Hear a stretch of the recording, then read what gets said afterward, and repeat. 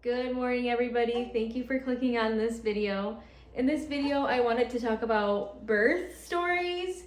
I just had my third baby in 3 years, so I wanted to kind of go through all of my birth stories just to compare, and if there's a first-time mom out there or a second or even a third-time mom and you're just wondering how things are gonna go this time, this would be a good video to refer to. I have 2 toddlers in the house. One is asleep and another one's at a play date. If things are quiet and you're wondering where the toddlers are, that's where they are. So anyway, I wanted to start with my first and then just go down to my third, which this is my third. This is baby Bo, and he is just like so stinking cute. He's got red hair, in case you can't tell. So we'll see if that sticks around. It's very cute. So my first birth, I was married on January 23rd, 2021. And I woke up on February 8th with a weird pain on my lower right side, and it was almost like if I could move just right, I felt like a little tug. And I kept telling the girls that I work with, like, there's something wrong with me, I have a hernia. And of course, the whole time, you're pregnant, Brooke, you're pregnant. And I took a million tests. I even went to the doctor. Like, I would go to the urgent care after work because as the day went on, it would like almost go up into my rib cage and it would just hurt. It stung. So I'm thinking, is it my gallbladder? What the heck? And I went to the urgent care twice after work. I went to the chiropractor to see if it was something with my musculoskeletal. I don't even know. Went to a GI doctor. I got a CT scan, and they even took the blood test to make sure I wasn't pregnant before the CT scan, and even that didn't come back. So that I was pregnant. So it must have been just early on. Woke up on March 2nd and my period should have came and it hadn't come yet. So I took another test. This was probably like, I took so many tests, but I took another one and finally it was positive. About 6 weeks, I was about 6 weeks pregnant. I was 5 weeks and a few days at this point when I found out, but after about like 6 weeks, I started to get sick, but it was mostly nausea. I only threw up a couple times and it was always on the weekends. When I went to work, I think it was because I was on an eating schedule. Like, you know, you wake up, you eat before you go to work, and then you go to work and you eat during lunch and you come home and eat dinner. I was extremely nauseous all day, felt like I was gonna throw up. I ran to the bathroom a few times, but never threw up. I only threw up on the weekends. And I think it's because on the weekends, it's like you sleep in, especially when you don't have kids. At least this is what I would do. I would sleep in, wake up, like even lay in bed for a little bit. And I think it's just because I wasn't waking up and eating right away and not eating the right things. And I ate a lot of crackers. Still to this day, I cannot eat a cracker because I've just thrown up crackers and ginger, anything, so many times. So I stay away from ginger and I stay away from crackers now. Yeah, but after 16 weeks, my nausea was gone and it just turned into extreme hunger. So if I got even a little bit hungry, I felt like I was sick. So I would wake up and have 2 bagels, and at lunchtime I would have a small pizza and I would eat the whole entire thing, and then I would just make a normal dinner. But yeah, I was eating a lot of carbs and I gained 70 pounds with my first son. It came and went. I went in for NSTs and ultrasounds for 2 times, and my membranes were swept twice and it didn't do anything. And so probably November 10th, I went into the doctor. At this point, it was 7 days past my due date. I went in and my doctor said, you have to get induced today. Well, the hospital wouldn't let me get induced that day, but I woke up the next day at 5 in the morning with contractions. So I went in, got to the hospital. The hospital's an hour away. I got to the hospital and I was dilated to a 3, but the baby was still up high and still a ton of cervix. Like they said, you know, if you weren't getting induced today, we would probably even make you go home or just ask you to go walk around a little bit. But since you're due to be induced, we'll just induce you. So I went in, I labored for a while. My contractions at this point were like period cramps. They came in waves, came and went, and they were very light. And I was walking around the halls. I ended up getting in the tub to soften my cervix, and I was in the tub for a couple hours. And they had me get out so they could check me. And at that point, I was dilated to a 4. And this was 1 p.m. I was dilated to a 4, and so they broke my water to try to move things around a little bit, and then they put me on Pitocin at this point, and immediately my contractions got extremely intense, and it was not waves, it was like just very intense, non-stop, horrible contractions, 10 out of 10 pain. Absolutely horrible. And I labored like that for 2 hours, and they checked me again, and I was still at a 4. So I was extremely frustrated. So I got the epidural and I fell asleep, and they woke me up at 1 a.m. and said, you're only at a 9. So we're gonna turn off your epidural and you have to get up, you have to get going. Like, so they put me in a throne position. They just had me moving around in bed. I couldn't really move. My legs were completely numb, could not move my legs. And even once I started to feel the contractions, my legs still were extremely numb, like could not move them.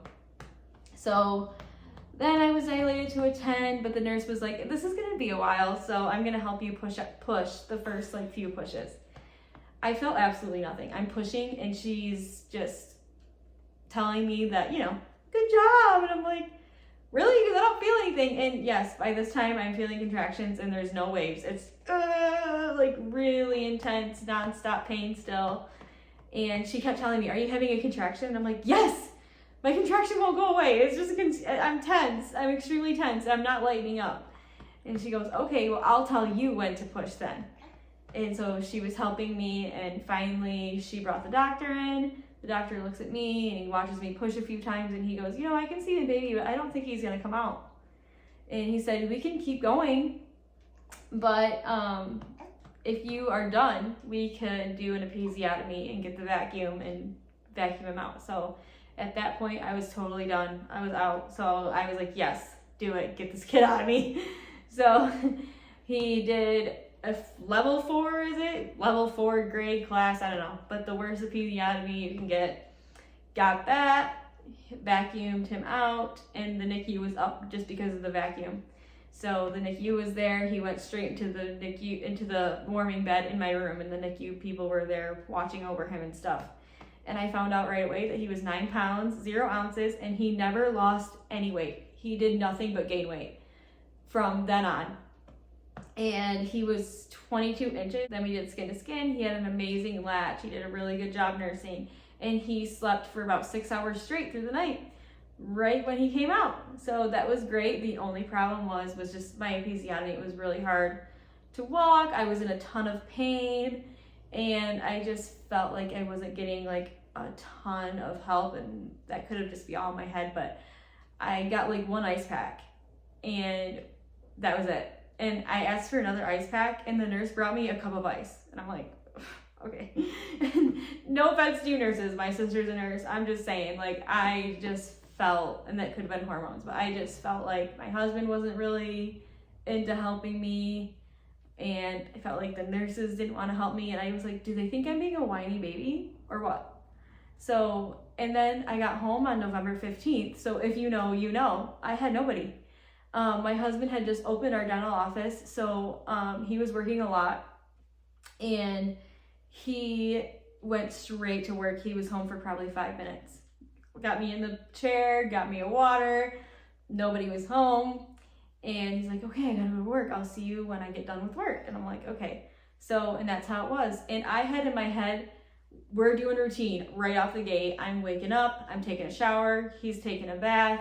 We had to go to the doctor the next day, and I said, and after this, we're gonna nurse, and I'm gonna pump every 2 hours because I need a freezer stash. And so in my head, I'm thinking he's gonna nurse if I'm with him, but I'm also gonna pump every 2 hours so I can have a freezer stash. Well, he would nurse, and then I would not understand why when I pumped, I didn't have 5 and 5 ounces out of each breast. And obviously now I know why, but yeah, I just did not know anything about breastfeeding. I was not breastfed. I didn't have anybody around me that I could look to when it came to breastfeeding. So I didn't know what I was doing. And so my breastfeeding journey probably would have been a lot better if I knew what I was doing, but instead I was just obsessing over my breasts, my milk. I was pumping and nursing nonstop. And my son did the nipple shield. That was what was recommended by my lactation consultant in the hospital. I can't remember why, but we did use the nipple shields the whole entire time. And then I ended up supplementing in January. And again, I look back and I really didn't need to do that. I don't know why I did it. I just felt like I didn't have a supply. But it was because my son was nursing. It's because my son had a very good latch and he was nursing. And then when I would go to pump, I would get like 2 ounces, 3 ounces, sometimes 4. And I just felt like I need a freezer stash because I was also working. I went back to work at 4 weeks, and it's because I'm a hygienist, and my husband and I were just starting our dental office, so it was sad. I look back and I'm like, oh my gosh, I can't believe I went back to work at 4 weeks. And I just wish that I would have enjoyed it a little more. I wish I would have sat down with my baby and watched Hallmark movies all day. I wish I would have just DoorDashed more instead of trying to get up and make all these from scratch meals. And I just wish I would have enjoyed my time a little more. I was also living with my parents at the time. I wish I would have taken advantage of that, but I just didn't want help. It was really stupid. So if you have help and you're a first time mom and you're obsessed with your schedule and you can relax, I suggest you relax. I did formula at January, and then we stopped nursing in March, and I don't know why, because he was fine. I mean, somebody gave me advice to tell me to stop nursing, and I can't remember why, and I just immediately listened, and I look back now and I'm like, that was so dumb, why? And so then I pumped, and then I got sick with the stomach flu on my birthday, April 15th, no milk at all. But I still had a freezer stash, not a huge one obviously, because we did a lot of nursing, but I had some milk in the freezer, and that lasted me with formula. I was doing breast milk formula, and I did that until about 8.5 months, and then I ran out, and then he just went right to formula. We did Enfamil the whole time, and he adjusted to everything well. He never had nipple confusion, nothing. We used the MAM bottles for him, and he was fine with the nipple shield in the bottles, and he loved his passy. He still loves his passy. He doesn't have one really now. If you watch my Halloween video, he had a passy, and it's because I tried giving this little boy a passy and he stole it. He would love to have a passy if I would let him have one. Oh my gosh, she's asleep. On to my daughter. Children are 18 months apart, so I had a 9-month-old baby every single time I found out I was pregnant. So I wake up on August 24th with heartburn and no period with my daughter. So I take a test, and it's positive. And my sickness with her started about 6 weeks. Every time I found out I was pregnant with my kids, it was around 5 weeks, except this one, I was 4 weeks and something days. My firstborn and secondborn, it was about 5 weeks when I found out. And so found out I was pregnant. About 6 weeks, I started getting sick, but the sickness was different. I threw up every single day, including the day I went into labor with my daughter. I didn't throw up in labor. I was not in labor. I woke up that morning, threw up, and went to the doctor. That's a whole different story. It was different. I felt okay until it was time to throw up. I would wake up, I felt fine, and then my tummy would just rumble, and I'd be like, ooh, hold that thought, I have to go throw up. Pregnancy was pretty good. I didn't eat a whole lot. I drank coconut LaCroix and Cheez-Its a lot when I was pregnant with my daughter, just because it was a lot of throwing up. And I didn't feel like 100% okay, but I wasn't dying with nausea like I was with my son. And like I said, just a little tummy rumble, I'd be like, ooh, gotta go. And basically the only thing that I could really hold down was Cheez-Its and coconut LaCroix. So I had a lot of coconut LaCroix and Cheez-Its with her. I wake up on April 12th to go to my doctor's appointment. Her due date was April 17th. And I get to my doctor, and I want to talk to my doctor about C-section. So I go to a group doctor's office. So it's a bunch of doctors. I've never had my doctor I'm assigned to deliver a single one of my kids, and I see her 3-4 times when I'm pregnant. All the other times I'll see a PA, I'll see a different doctor, I'll see a midwife, it just random things. So the whole time I'm pregnant with my daughter, they're seeing my last pregnancy was a vacuum assisted birth. They're seeing he was 9 pounds. So my whole pregnancy, they're telling me, you might need a C-section. Like, do you want to schedule a C-section? Everybody was telling me to think about a C-section. And I obviously did not want a C-section because I'm a baby when it comes to stitches. I'm a baby when it comes to healing. I don't like to give my body time to heal. I'm too impatient for that kind of stuff. And so I'm like, no, I don't want a C-section. So I talked to my doctor on April 12th. I had my assigned doctor at that time, and I'm telling her, everyone's telling me to get a C-section. And she said, no, I would have told you. You're okay with a vaginal birth, but if you are worried, I can sweep your membranes today. And at least you probably won't go 10 days over, which I did get my membrane swept twice with my son, and I still went 10 days over, but your second one's different every time. So swept my membranes. I was dilated to a 4. I thought nothing of it because I was dilated to a 4 with my son for forever. So I was thinking, oh, I could go into labor tomorrow or the next day. I don't know, but it's not going to be today. And I was babysitting my niece, so I had my son and my niece with me. And my sister was an ER nurse at the time. And so she was getting off her night shift, and she was like, oh, let's go to Costco with you before I go home and go to bed. So we're walking around Costco, and she's telling me, like, you're in labor, because I felt contractions, but they didn't hurt at all. And they felt very, very light. I've had period cramps worse than this. And I just must have been mentioning it, like, ooh, tightening, whatever. And she goes, ooh, you're in labor, because these are really close together. Like, you were dilated to a 4. You better go back and go to the doctor before we get home. I didn't believe her at all. So, like, I barely said bye to my son. I open up the back door. He gives me these puppy dog eyes, like, what's going on? And I'm like, listen, I'll be right back. I go into the hospital, into the labor and delivery room. I tell them, I'm like, I don't know, I think I might be in labor, but I don't think I am. I don't know. My sister is just telling me to get checked before we go home because we live an hour away. And so by the time they checked me, it was about 45 minutes. I think that they just didn't think I was in labor. And also, you gotta get the gown on, they gotta ask you all the questions and all this stuff. I didn't get a needle in my arm at this time either. And so they checked me, and I was dilated to a 7. And so I could hear them all outside, like, that girl's dilated to a 7. Mind you, I had no intense contractions at all this labor at all. It was so easy. It was like a joke. It was like a 5 out of 10 pain. My worst contraction was. It was absolutely nothing. Like I said, I've had periods worse than this. And so I get 2 midwives, because at this time I'm like, I don't want that epidural again. I couldn't move my legs. It hurt so bad to get it taken out. I'm like, I just don't want to deal with it again. And they give me 2 midwives. The 2 midwives take me up to the room. I go in the tub. At this time I'm calling my sister, like, okay, I'm in labor, you can leave. And I felt really guilty. I asked if I could go down and say bye to my son, and they said no, because you're too far along. We don't want you to go outside and have a baby outside. So my husband barely made it. My mom barely made it, which I actually liked. I look back now and I'm like, being in labor alone was nice. I thought it was. Everybody's different, but I'm one of those people where if I'm in pain, leave me alone. Don't talk to me. Don't touch me. I don't need help. I just want you to leave me alone. So I labored by myself for most of it. But I was in the tub for about 10 minutes, and at this point, my mom and my husband get there, and they make me get out of the tub because the midwife sees that I'm pushing.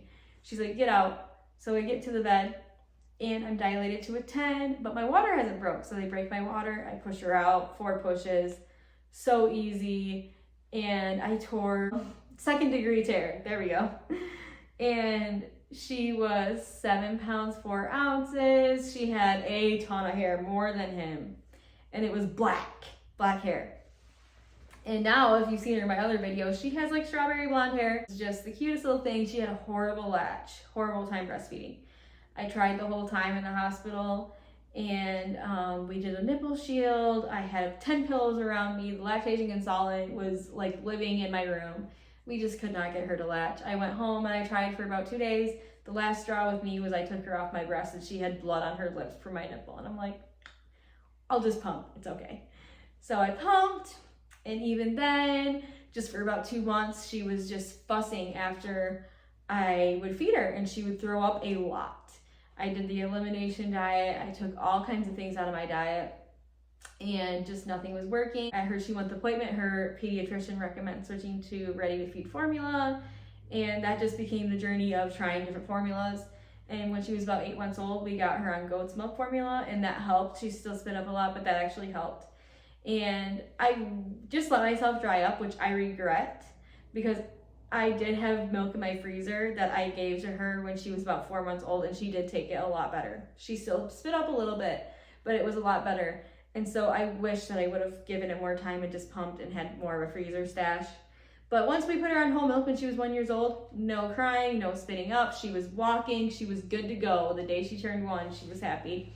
So that first year was hard, and yes, my son had a hard time. My son was 18 months old when she was born, and he had a hard time with her. They're best friends now, but he had a very hard time for probably 2 months with her.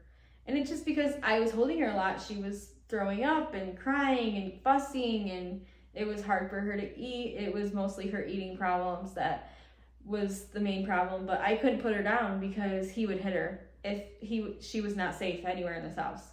Because my house is an old house, none of my doors shut, and my son is very capable of getting into things, so I couldn't set her in this swing, nothing. I was baby wearing her a lot. It was hard, it was really rough.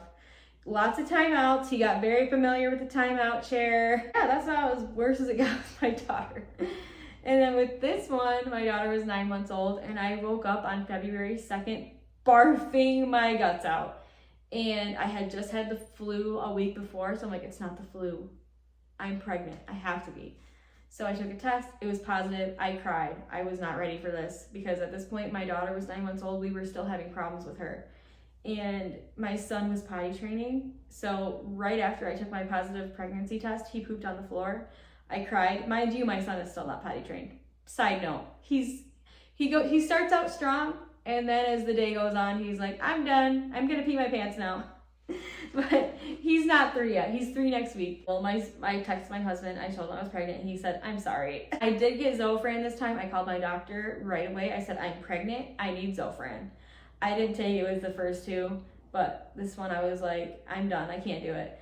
The Zofran kept me from throwing up, but I was still nauseous, so we tried something that started with a P. I can't remember, but it turned me into a complete zombie. So then I went back to Zofran, and then they put me on Reglan, which by the time that they prescribed Reglan, like the next day I felt completely fine, and then I knew I was going to be okay. Not a whole lot of hunger problems with him. I didn't gain much weight at all with my daughter, by the way, because I was throwing up so much. I was like 135 when I went into labor with her. And I was like 170 when I went into labor with my son. And this one, I was 145, I think. It's hard to keep track because I wasn't losing all my baby weight and getting right back to normal, so I'm not sure exactly how much I gained with the last 2, but I wasn't having extreme hunger, so I was able to just eat like a normal diet by the time my sickness was over. And as far as his labor went, so it'd be pretty easy pregnancy, and then by the time my daughter could walk and eat and things got way easier. So from April till about my 3rd trimester, things were just fine. My 3rd trimester, I was in so much pain. I've never had this problem before, but I couldn't do anything. It was so annoying. Like, I would get up and clean my house for an hour, and then I'd have to sit down for an hour. And it was just so annoying. Like, I was just in so much pain. I felt like this baby could fall out of me any minute. And the doctor just told me, yeah, it's because it's your 3rd pregnancy. Your uterus is more, is it my uterus or cervix or something? It's more sensitive. And I'm like, okay. So that was my one thing. I was in so much pain. It was so hard to sleep. I slept in my last 3rd. I haven't slept in my bed in forever because I'm still sleeping in the recliner right now. But I slept in the recliner because just getting up to pee in the middle of the night was really hard. So I'm like, in the recliner, I'm up a little bit more. It's worth it. I'm gonna go sleep in the recliner. So yeah, it was rough. And once my baby came out, I was so relieved. I said, thank you, God. That was the first words out of my mouth when the baby came out of me. So, but anyway, I went into labor on October 2nd at 3:30 in the morning, and his due date was October 7th. And I just woke up at 3:30 in the morning with immense pressure in my rectum. No contractions, just felt a lot of pressure there. I thought, this is really weird. So I called my mom, and she came and got the kids, and we drove to the hospital. Again, hour drive. Got there, my contractions started when they started putting like the needle in my arm and stuff. Oh my gosh, and with my daughter, I gave birth so fast with my daughter, I didn't have a needle in my arm, and I was so happy. I felt like I got away with murder, but they still put it in my arm. The lady came to put it in my arm after I had my daughter out, and I'm like, why do I need this? I don't like having a needle in my arm. That's the worst part about giving labor, in my opinion. And she's like, well, we give you Pitocin, we give you stuff to keep you hydrated, like you still need an IV. I'm like, oh my gosh. With my son, they're putting the needle, and I got it in my hand this time. Oh, it itched by the time I was done. Put the needle in, and then they checked me, and I'm 8 centimeters. Sorry, I'm a hygienist, everything's millimeters, so I always have to double check myself. But yeah, 8 centimeters dilated. I get to my room, there's no tub in my room, there's a shower. So I'm like, okay, fine, I'll do the shower. and I'm pushing in the shower, and the lady's like, you probably aren't any more dilated, but if you're pushing, you should probably get out.